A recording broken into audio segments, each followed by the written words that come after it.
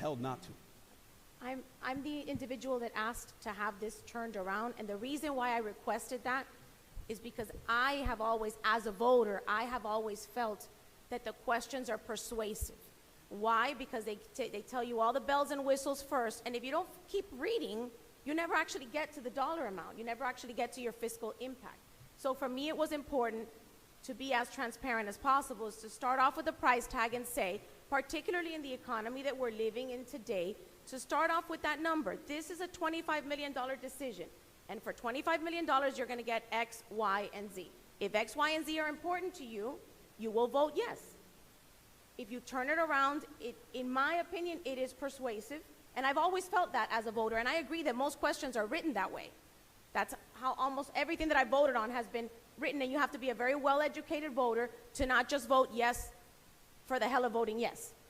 And so that's what I wanted to avoid in this question. That's the reason why I turned it around. And no one seemed to have a problem with it. Now it's a big problem because now it puts us in an unfavorable position to have this question voted yes. And we're not supposed to be in any position. We're supposed to give it to the voter, put it in their hands, and let them decide.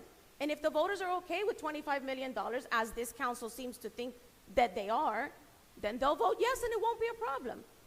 From the get-go, I said that we exceeded what the voters would want, that this project had to be scaled down. But that's what this council decided, and I've respected up until this point. But I feel disrespected where we voted on something last month, and now we have someone that comes in specifically to have us turn this question around because the vote that we did last month, someone was unhappy with.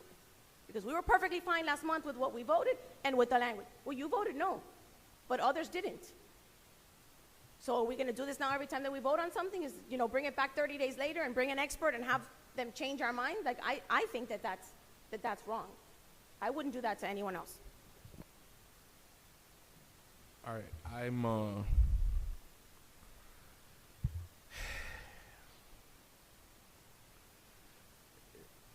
to me, I feel a little bit of deja vu because, and stemming back from the bridges and the bridge situation, I think we're in a position where we have members of the council that are opposed to an item, and then they continue to try to sabotage the prevailing item. If we are not for building this park, why put it to the voters? If we don't want to, if 4 of us on this council do not want to build this park, then it doesn't go to the voters. But 4 of us have decided that this is going to the voters. And so I'm done negotiating with terrorists. I'm done. We have ample time. We have July 29th. I'm not voting to revert the language. I'm not ceding. If that goes up for a vote, I will vote no. And when Councilman Alvarez, who is a staunch proponent of this, is present, then we will vote this ballot language down 4-2. 4-3. Right? That's it. That's it. I'm done. I'm done. If you don't agree with something, that's great. Put it on the record. But you have to live with the fact that if 4 of us approve something, that is the direction that the bus is moving. You either get out of the way of the bus or the bus will run you over. I'm done. I'm done. Good night.